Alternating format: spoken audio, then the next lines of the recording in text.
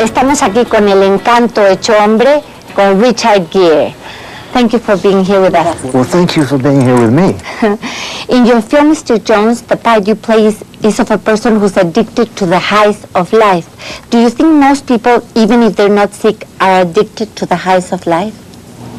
No, I don't think they are. I think this is interesting. The piece was originally written as a parable about America and how we have gone from becoming a manic country like in the 60s to a depressed country like in the 80s with Reagan and Bush and all that.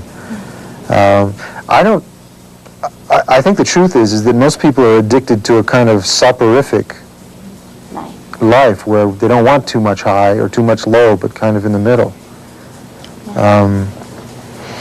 So no, I don't even think people know what it's like to be high anymore.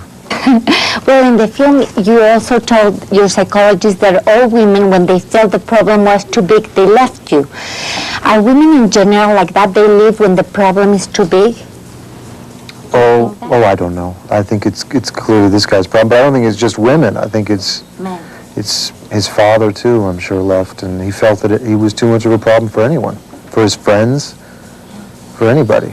And having a very, very close friend of mine who's a manic depressive, he definitely feels that he's just too much of a problem for everybody, which only adds to his problems. You know, he has the illness to deal with, and which is a very specific clinical problem. And then he has the psychological problems of feeling unworthy of love and affection.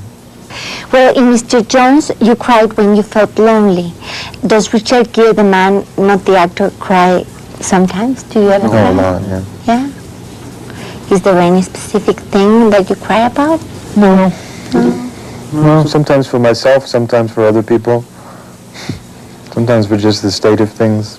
Yeah. Well, in this film, there were no sexual scenes. Women are going to be very sad because we always feel that you're the sexiest man. Is that important to you or not? Well, I don't think being sexy is about sex anyhow. No. I think it's about intimacy. It's intimacy. And I think there's a level of intimacy here where people are being honest with each other and needy and expressing their needs. Need for acceptance, need for tenderness, need for understanding, need for love. And it's the expression of that allows for intimacy. And that's sexy. Well, you're sexy anyway. And in Mexico and Latin America, you're very admired and loved, and there are some things that we would like to know about how you feel about them. Are you romantic? Am I a romantic? Yes. Are you? Sometimes. I don't think all the time, but sometimes. What do you think about unfaithfulness? Trust is very important to me, so, you know, without trust, I couldn't have a relationship with anybody. Do you think love, sex, and chemistry are related? Love, sex, and chemistry. Are related? Or you can have one without the others? Well, you certainly can love someone without sex. And I think you can love someone without chemistry. So, but I don't think you can have sex with someone without chemistry. No, that's not true. You can have sex with a hooker, and there can be absolutely nothing going on. I don't know. What do you think? Let's take a vote here. Maybe we'll wake everyone up. Let's have a discussion about sex. No.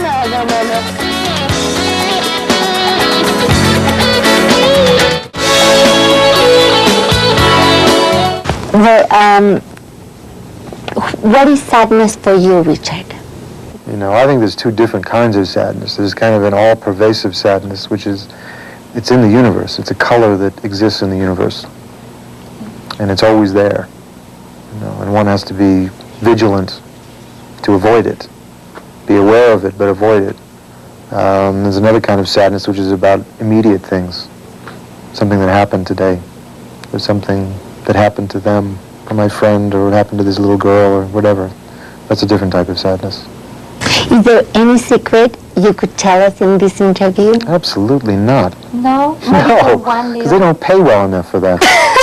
That is true. What are the nicest words you can say to a woman that you could say to all the Latin American women that are watching you now? No, all I can say, and it's not just to women or to men, is I just wish you happiness. And I wish you the causes of future happiness. Meaning that you do things today that foster happiness and good things for other people, and that comes back to you. Yeah, it's true. Well, how old were you when you got your first kiss? I stole a kiss when I was 12. Yes? I stole a kiss from, the girl's name was Judy Williams, and I said, look, I got something, a secret I want to tell you, but I want to whisper it in your ear. So she said, okay. And I got up close and I gave her a peck on the cheek and ran away, got on my bicycle and ran away as fast as I could. Well, is there a dream you haven't fulfilled yet?